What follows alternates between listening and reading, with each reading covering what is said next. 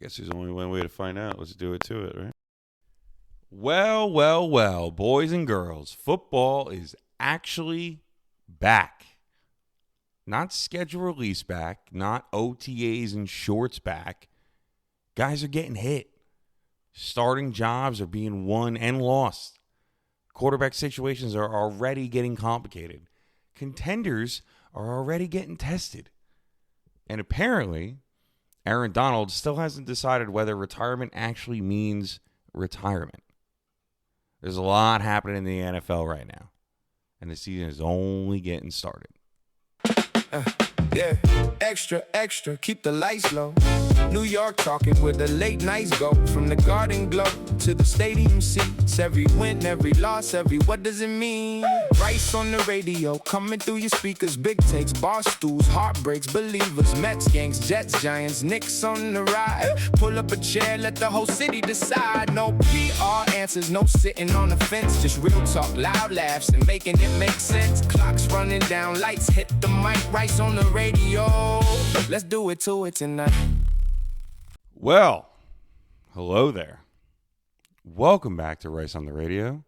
I am Ian Rice. This is episode 79, believe it or not. One away from a milestone 80. But man, oh man, it's been a minute. It's been a minute since we really just went around the NFL and shot the shit about what's happening everywhere. So that's basically going to be what we're doing tonight. I mean, I got quarterback drama. I got contenders trying to squeeze one more year out of their window. We got some running backs getting paid because apparently we're allowed to do that again.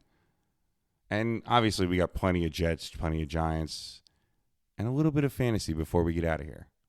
Emphasis on little, because if you haven't been paying attention, I've been neck deep in fantasy football for the last couple weeks now. And like always, I got a full fantasy episode coming, so I'm not going to give away the entire playbook tonight. But before we get anywhere near New York, I think we got to start in Minnesota. Because I don't know if the Vikings created a quarterback controversy. I think they actually might have created a quarterback ultimatum. So if you didn't see, Minnesota officially named Kyler Murray the starting quarterback. And, you know, on the surface, yeah, okay, cool. Veteran minimum, a couple years in the league, we'll see. You got Kyler Murray for basically nothing. He signed just to prove it, right? Arizona's still paying the majority of the bill. And he's got a no-tag clause in that contract, which means if this thing works, he gets to walk directly into free agency next year. That, my friends, is what's called great roster construction. Look, if I can get a former number one overall pick, a guy who has already shown that he can play quarterback at a pretty high level in this league, and somebody else is footing almost the entire bill, yeah, no shit, sign me up. The problem is everything that comes after that. Because J.J. McCarthy was supposed to be the guy. And just to be fair to McCarthy here, Sam Darnold didn't exactly beat him out as a rookie. I mean, McCarthy got hurt. He lost that entire rookie season to a knee injury. Darnold stepped in. Minnesota won 14 games. And then suddenly the reclamation quarterback thing became a whole different conversation. But then Minnesota lets Darnold walk because, okay, yeah, he learned. Now it's JJ's turn. And last year did not go well, to say the least. Now, here we are a year later, and they brought in another veteran quarterback, and that veteran quarterback is starting too. I mean, look, at some point, that starts becoming information. McCarthy is still only 23 years old. I'm not saying his career is over. I'm not calling the kid a bust or burying him before his rookie contract is even finished. But what I am saying here is, how many times can you say, yeah, this is our quarterback of the future, man? while somebody else keeps playing quarterback for your team. Because now here's the other problem. What happens if Kyler is good? Like, really good? I mean, look, he's 29 years old. That's not old for a quarterback anymore. Justin Jefferson is healthy. You put Kyler in an offense with one of the best receivers walking the planet, and if Kevin O'Connell gets the good version of Kyler Murray, what if Minnesota wins, I don't know, 10 games, 11 games? What if Jefferson gets 150 targets and Kyler looks rejuvenated? Congratulations. Now what? Because you specifically gave Kyler a no-tag clause. Or maybe his agent did. But either way, he has a no franchise tag clause in his contract for the veterans minimum. So now you got a 29-year-old quarterback coming off potentially a really good season. You're probably drafting somewhere in the 20s, and you're staring at J.J. McCarthy saying, are we doing this again? And look, if you're Kyler Murray, why would you take some friendly little discount to stay? You spent a year rebuilding your value. Go get paid. Go get your bag. That's why I think Minnesota may have accidentally created an ultimatum for itself. Either J.J. McCarthy eventually shows enough that you are willing to let Kyler Murray walk out the door after playing, or Kyler plays well enough that you have to seriously ask yourself, why the hell you're still waiting for McCarthy? This is not a controversy for August. That's an organizational decision waiting for them next February. And speaking of quarterback situations where everybody is kind of fighting for their NFL life in a different way, Atlanta is another fascinating one to me. Tua Tagovailoa, everybody's favorite word, mine favorite to say too, is going to start the Falcons' preseason opener. Michael Penix is still working his way back from the ACL and hasn't been fully cleared for 11-on-11 work yet, so Atlanta's not pretending the regular season job has been decided yet. But these two guys are trying to prove completely different things. With Tua, I mean, I already know Tua can play football. He has played good NFL quarterback. We've watched him rip the ball around with Tyreek Hill. We've seen the accuracy. We've seen the anticipation. We've seen what Miami's offense looked like when he was healthy and comfortable. The question with Tua has always become, can his body let him do this? And I hate that the conversation is like that because nobody wants to talk about somebody's career like that. But between the concussions and every other injury he's had over the last couple of years, eventually availability becomes a part of the evaluation. Look, Atlanta's a pretty damn good place to try this again for him. You got Bijan, you got Drake London, you got Kyle Pitts. You're playing a lot of your football indoors, which is a big thing for him. If Tua can stay healthy, I kind of believe he can rebuild the market for himself. Now, if he gets hurt again, then unfortunately, I think he starts entering that pile of players where people say, man, he was pretty talented. His body just never let him do it long enough. Penix, on the other hand, is the complete opposite. Penix is not trying to prove whether his body can sustain an NFL career. He's trying to prove Atlanta didn't completely screw this damn thing up. Because remember what they did. They went out and paid Kirk Cousins. Then you turned around and used your 8th pick in the draft on Michael Penix. Look, when you take somebody 8th overall, I can't just grade Penix in a vacuum forever. I have to look at who else was sitting there. You could have taken Rome Odunze. You could have taken Ola Fashanu, Bo Nix, Brock Bowers. That's opportunity cost. Now, Penix tears his ACL. He's trying to get back, and the hard part is going to be separating the quarterback from the recovery. If he doesn't look good early, is Michael Penix not good? Or is Michael Penix at 80%? You can only say that for so long, though. At some point, he has to play. So Tua is trying to prove his body will allow him to keep having a career, while Penix is trying to prove the Falcons didn't make a franchise-altering mistake.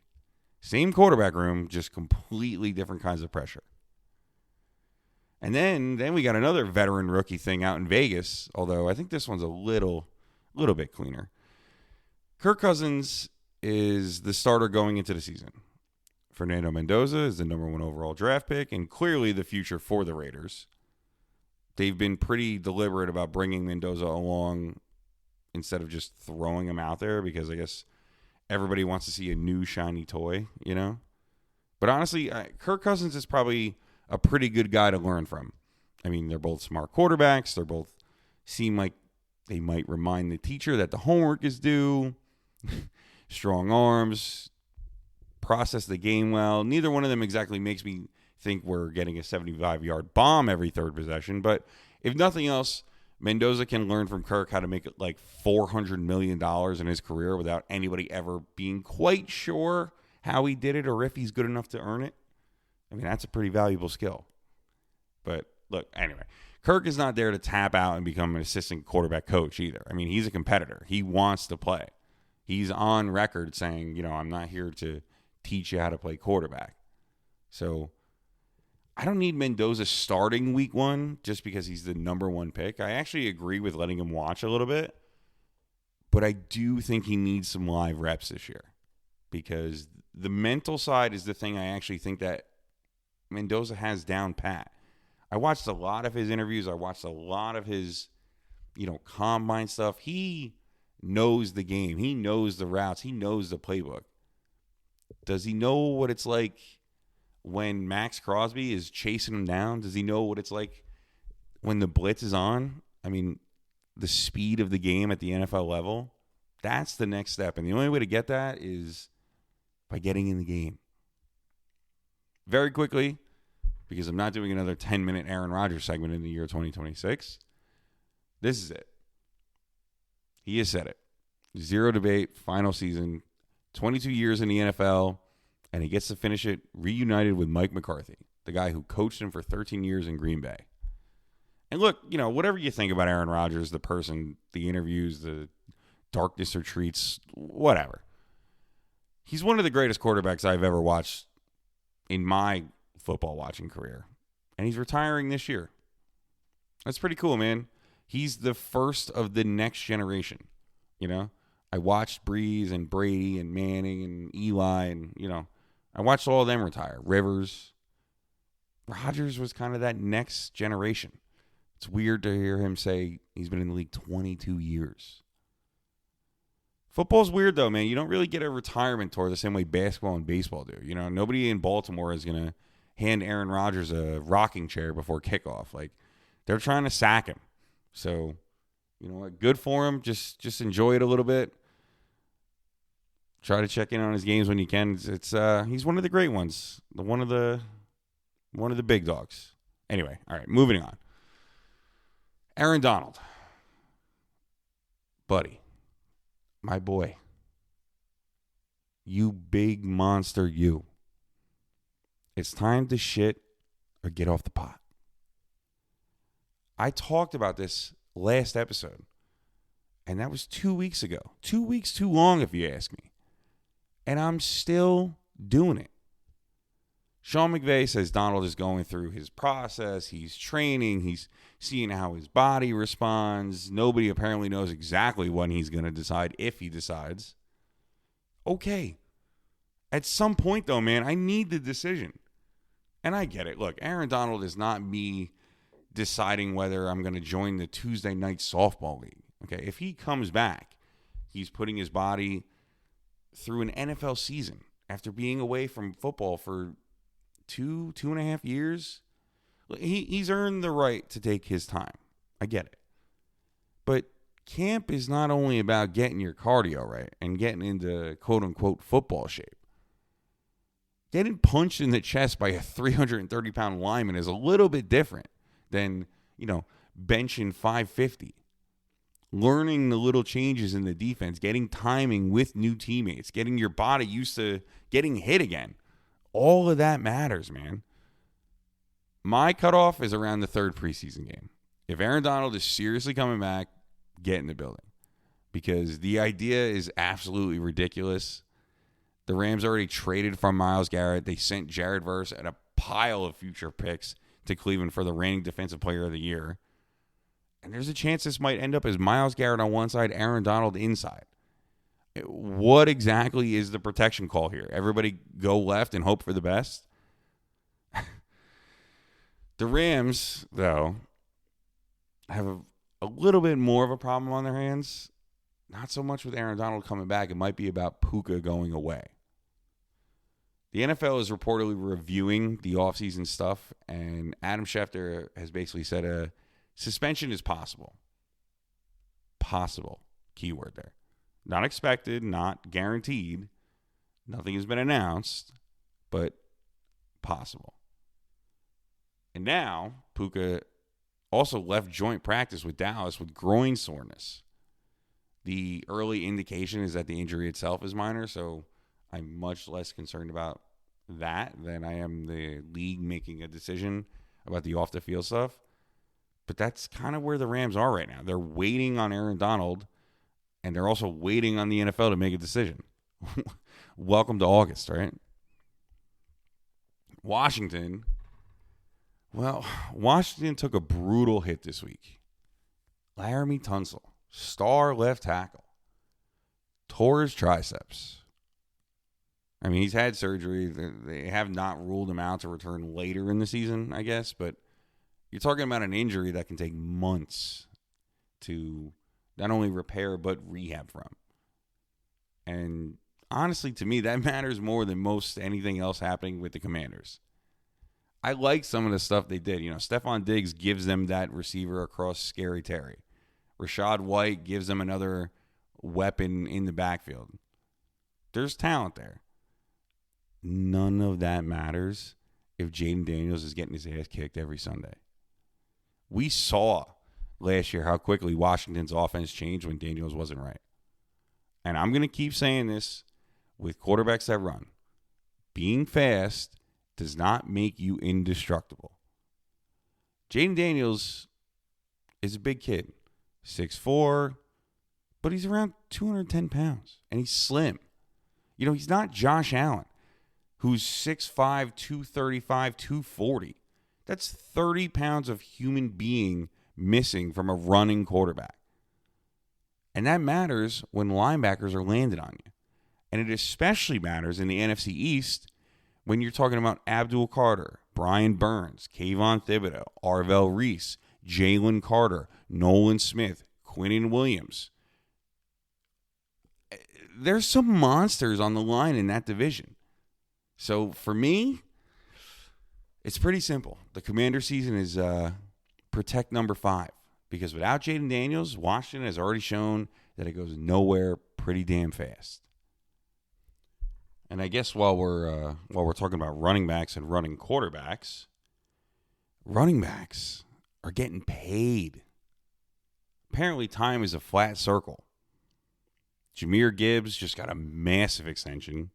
Breece Hall got his deal from the Jets earlier this offseason. Bijan's getting paid. We watched Saquon get paid and then immediately become the missing piece on a Super Bowl champion. And I think we're overcorrecting with running backs for a while. The analytics weren't wrong.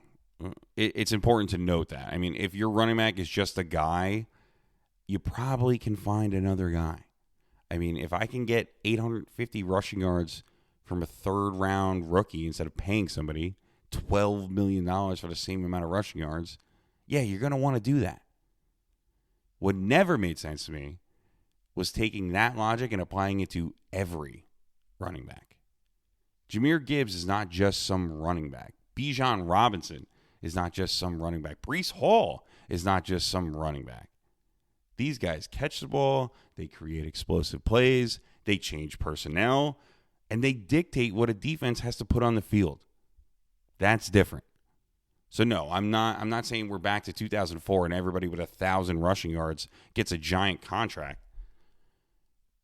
But, you know, I am saying pay the special ones. Turns out good players are worth money. Crazy concept to think about. Now. Now, with all that being said, where do we want to go from here? What are we thinking? You know what? All right, let's do coaching. Let's do coaching for a second. I want to talk about Ben Johnson and Aaron Glenn and this interesting comparison that I was thinking about with them. So they both came from Detroit. Obviously, they both got head coaching jobs.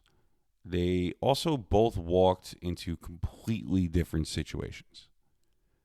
And I think the first year told you something about both of them.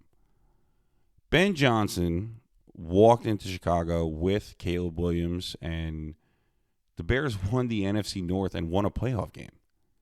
Caleb set the franchise passing yardage record in his first year with Johnson.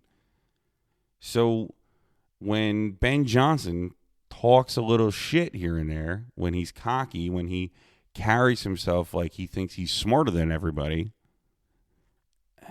he kind of backed it up a little bit.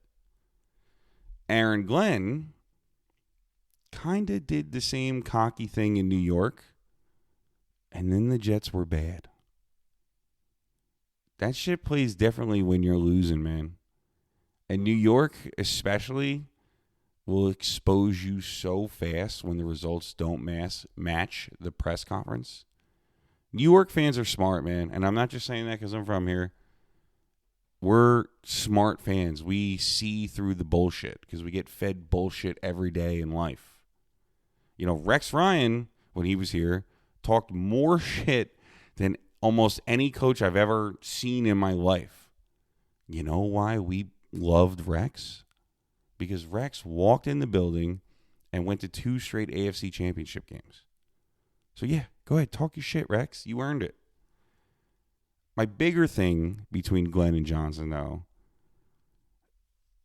it's why I think Aaron Glenn can coach. I do. But when hiring a coach, I lean offensive head coach when you're building around a quarterback. Because offensive continuity is harder to keep. If I have a defensive head coach and I hire an amazing offensive coordinator, guess what happens when my quarterback gets good? The offensive coordinator gets a head coaching job. Now, my quarterback learns another offense. Then if that coordinator gets good, he leaves too. With an offensive head coach, the architecture stays. You know, assistants can leave, coordinators can leave, position coaches can leave. The head coach is still the head coach, and he's the head coach of the offense. You know, look at Kyle Shanahan, look at Sean McVay, look at Andy Reid. That matters, man. I mean, defense absolutely matters. I'm not doing the whole defense doesn't win anymore thing, but like what I'm saying is quarterback development and offensive continuity are harder to replace. That's why Ben Johnson and Caleb Williams make sense. That's part of the challenge that Aaron Glenn now has. Now, to Glenn's credit, I think we're seeing a slightly different version of him this summer. The podium stuff feels a little more measured and friendly. Maybe last year humbled him a little bit. But you know what? Good, man. Good. Sometimes getting punched in the mouth is useful. And, you know, one thing he has said that I actually do love, the starters are playing in preseason. Good. Play. The Jets have spent enough Septembers looking like everybody just met each other in the parking lot. Get the reps in, man. Look, there's injury risk. Of course there is. It's football, man. But there's also risk in wrapping everybody in bubble wrap for 6 weeks and then asking them to suddenly go from practice speed to trying to tackle Josh Allen. Glenn wants them ready. I like it. And speaking of quarterbacks, I would very, very much enjoy seeing it in New York someday. We got to talk about Tampa. Baker Mayfield and Tampa Bay could not get the extension done before camp.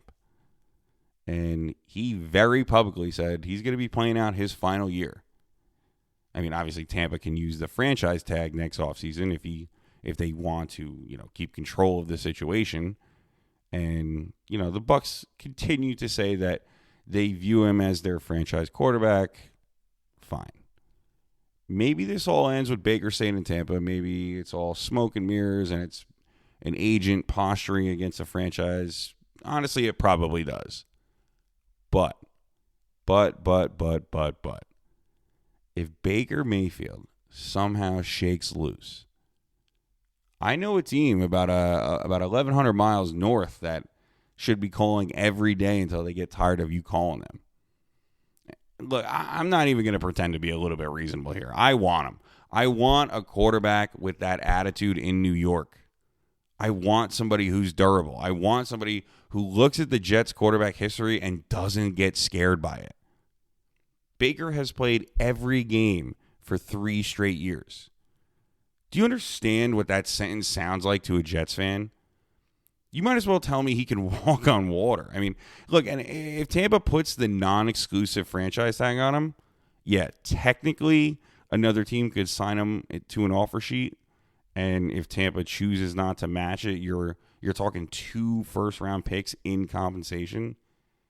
But at this point, man, I got 3 of them. I don't care. I know that's insane. I understand how valuable first-round picks are. The Jets have spent decades using first-round picks as currency for hope.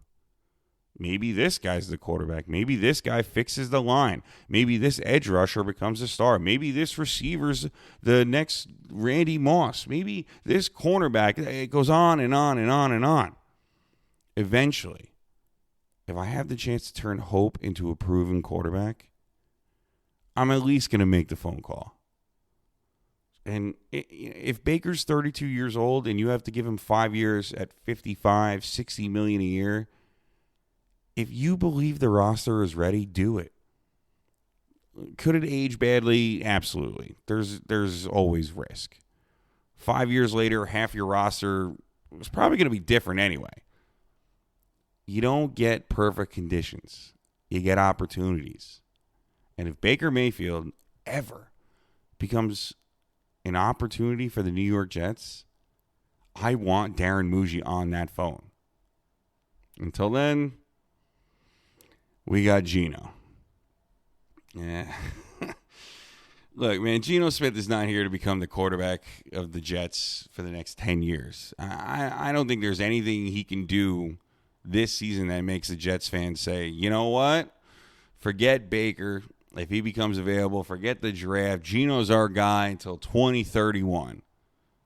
That's not the arrangement that's going on here. He's the bridge. He knows he's the bridge. Everybody knows he's the bridge. That doesn't mean this year doesn't matter, though. And with Geno, I don't really question whether he can make NFL throws. He can. I've seen him throw for 4,000 yards twice since leaving New York. Fun fact, the New York Jets still have exactly one 4,000-yard passing season in a franchise history. Would anybody like to take a guess who it is? Take your time. Don't worry, I'll wait. It's Joe Namath. 1967, Joe Namath. 4,007 yards. Just barely eclipsed it. That was before we landed on the moon. Do you understand? Geno Smith has done it twice wearing someone else's jersey.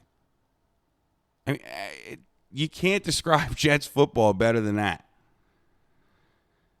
The concern with Geno is variance, right? He's like a more reserved Jameis Winston, I guess. There's going to be Sundays where Geno is ripping the ball around. He's hitting deep outs, giving Garrett Wilson chances, getting everybody involved. And you're sitting there and you're going, oh, shit, all right, man, this is fine. I'm going to crack another beer. I can live with this. And then there's going to be the Sunday where you look up and 6 minutes left in the second quarter, he's thrown a ball to the other team 3 times. That's my concern with Geno. It's not whether he's matured. I think he has. It's not whether he understands the offense. I'm pretty sure he does. It's whether one mistake becomes 2. And then 2 becomes, oh, Jesus Christ, what is he doing? You know, there were already some ugly turnover reports from the joint practice with Tampa this week. So it's not like that concern has disappeared in August. I also think last year in Vegas made him look worse than he actually is. And I know Jets fans don't really want to hear that, but it's the truth. Look, I hated that offensive line. I hated almost everything about the way the team operated. Chip Kelly calling things. Brock Bowers hurt. They traded Jacoby Myers away. They're leaning on a rookie running back. That's not the situation here. The Jets should give him a much better situation. The offensive line is way better. Breece Hall is here. Garrett Wilson is here. And now you've actually given the quarterback some young weapons. My bar for Geno is not 4,500 yards and 35 touchdowns. I'm not asking for that kind of craziness. Give me 20-plus passing touchdowns.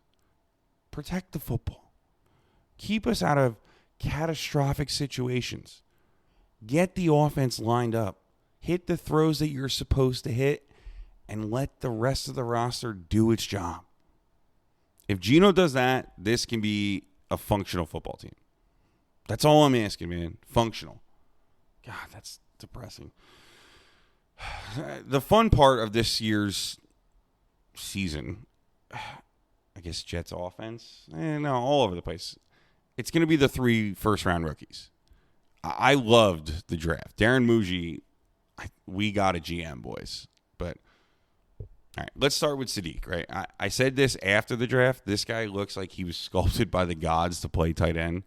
He's 6'3", 241 pounds, and he ran a 4.39 40. That's the fastest combine 40 ever recorded by a tight end.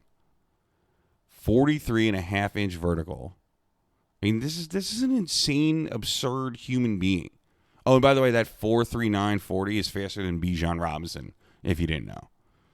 Sadiq is 26 pounds heavier, and he ran faster than probably 1, 2, or 3 running back in the league. I mean, what are we doing here? You don't make the offense complicated with him. I'm serious. Line him up, send him down the seam, make a linebacker run with him, and if the linebacker can run with him, God bless you. Congratulations, you found one. Then throw it to somebody else. Use him in motion. Put him outside. Put him attached. Put 2 ends on the field. I don't care. Frank Reich has already talked about versatility. Sometimes coaches get so excited about having a chess piece that they forget the chess piece is also a fucking missile. Throw him the ball. He has had the core muscle surgery situation. He had a hernia. So they're being cautious with him. And the expectation is going to be that he's ready for the regular season. Fine with that. Kind of wish he was out there getting reps right now, but is what it is. I'd rather him healthy than come back too early. Then there's Omar Cooper Jr. I loved this pick. And I loved how they did it. The Jets took Sadiq at 16 instead of forcing a receiver because they liked Sadiq better. Then they sit there at 33 and go, yeah, Omar's not going to make it here. Let's go get him. And they traded back into the first round and took Cooper at 30.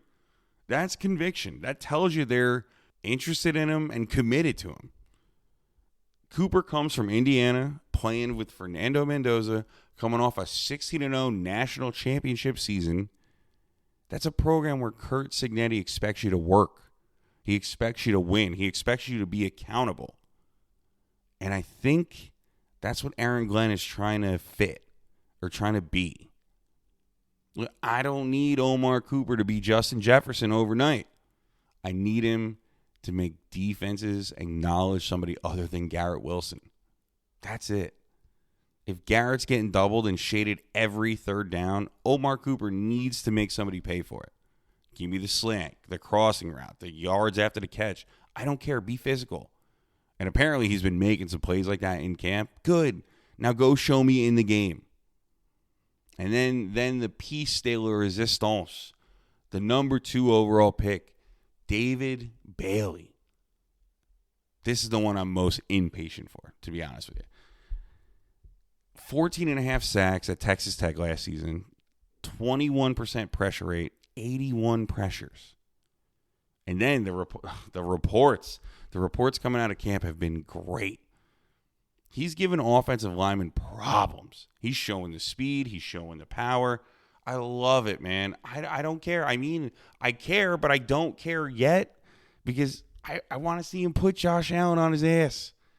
I want to see Drake May have to climb through the pocket because Bailey just ran through a tackle. I want Malik Willis looking over his shoulder before he even gets out of his drop. That's when I'll care. I love the camp acknowledgments or the camp reports that he's doing great, but God, I can't wait to see him in a real game. Those are my three. Give me a Bailey sack. Give me a Sadiq screaming down the seam for a touchdown. And give me Omar Cooper catching a slant, splitting two defenders, and going. I don't ask for much as a Jet fan, man.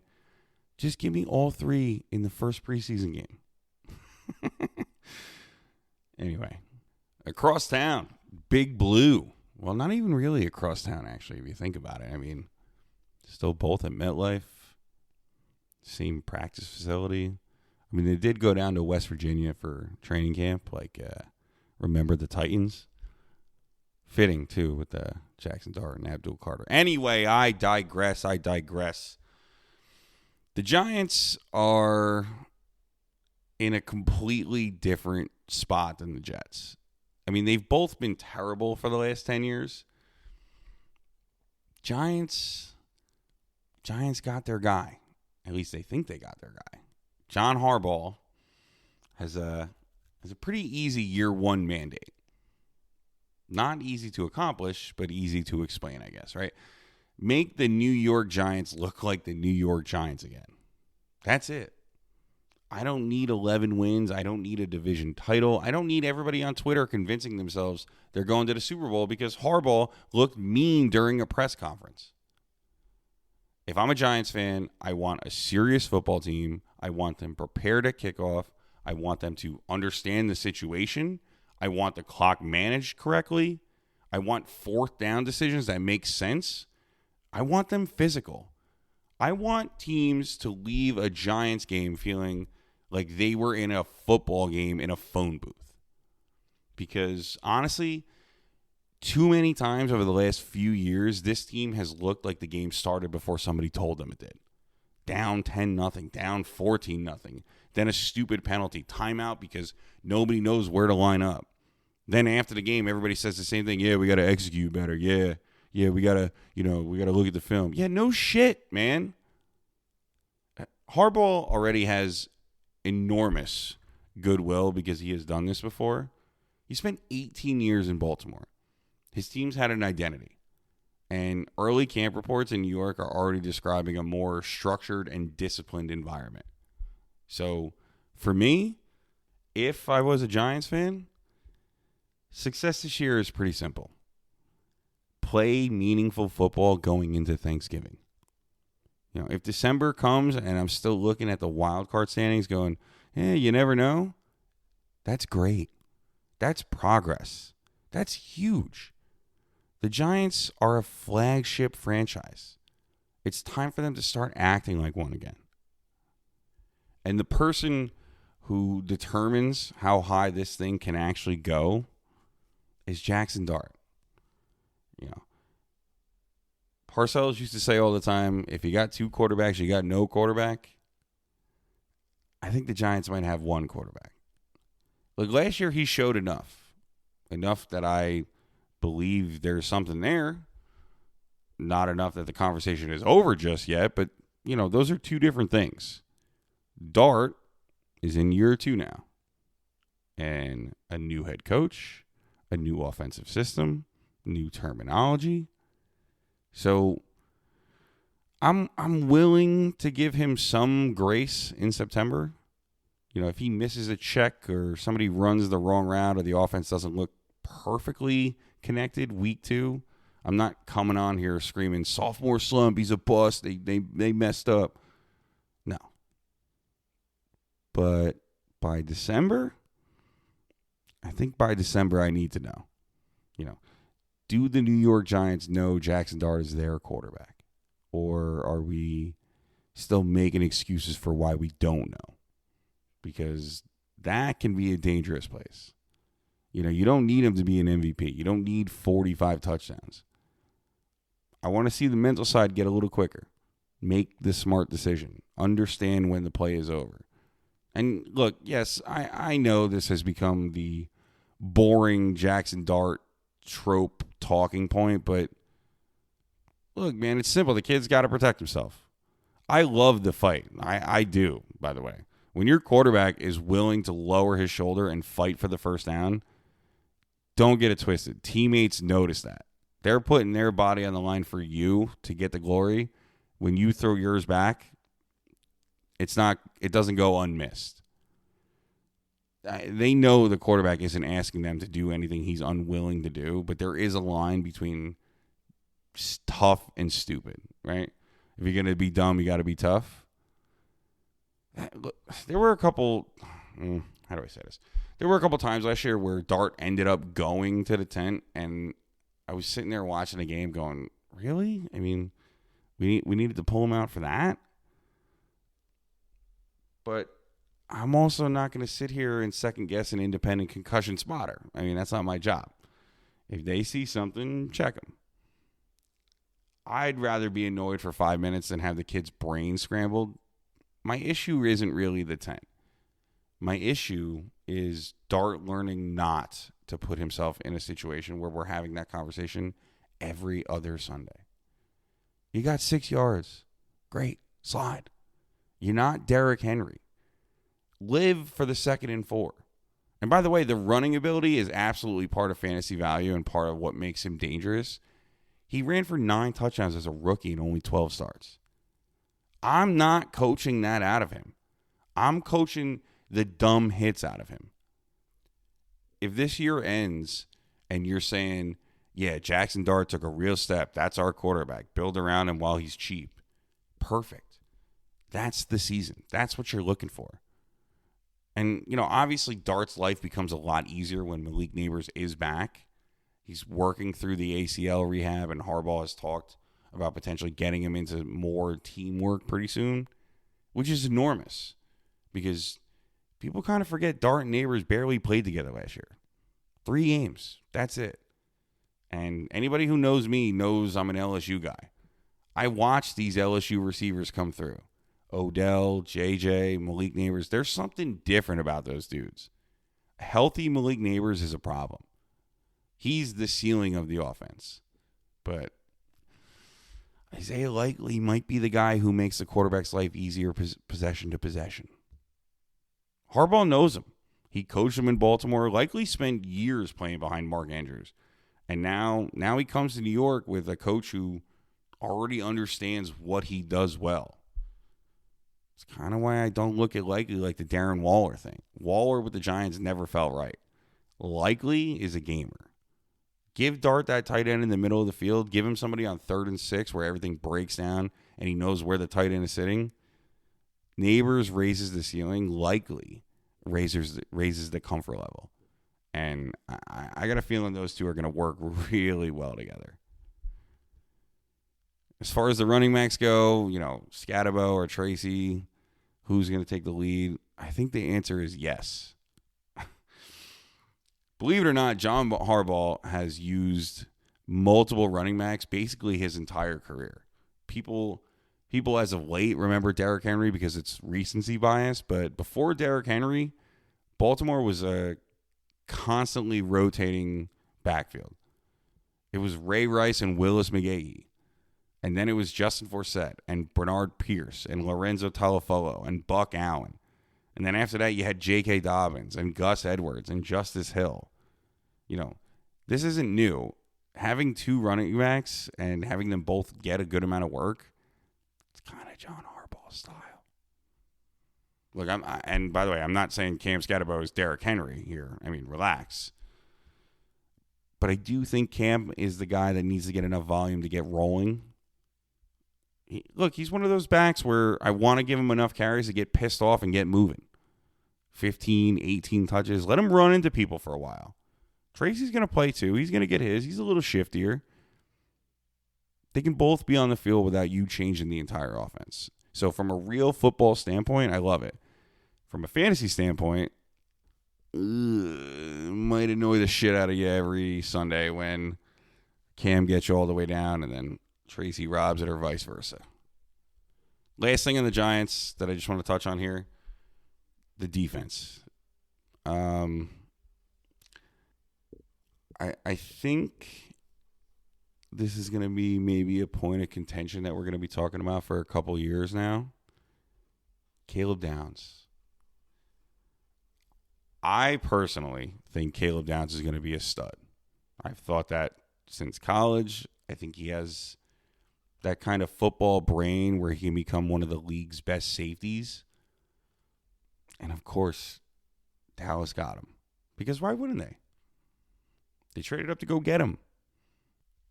I'm not sitting here saying that the Giants made the wrong picks. I mean, Arvell Reese at 5 is going to be good, and Maui Yoga moving up to go get him, or not moving up, excuse me, that second pick at 10.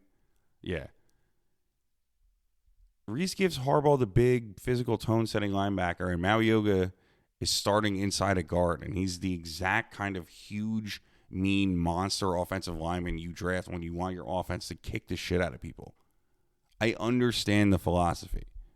John Harbaugh wants bullies. He wants a big, mean offensive line, and he wants linebackers who kick the shit out of their offensive line. He wants to run the football. And you know what? I've watched the Jets do the opposite enough times to understand why offensive line is not the boring pick. You know, people wanted the sexy player when the Jets drafted Olu Fashanu, but they kept investing in that line.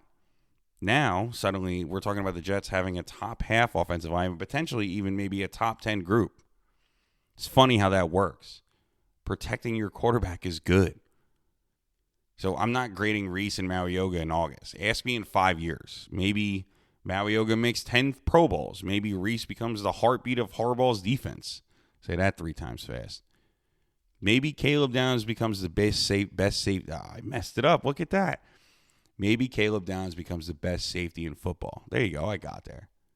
Look, we don't know, right? That's what I'm trying to say. It kind of just sucks that if Downs does become that guy, you're going to have to watch him twice a year for maybe the next 10 years. That's the part that would bother me if I was a Giants fan.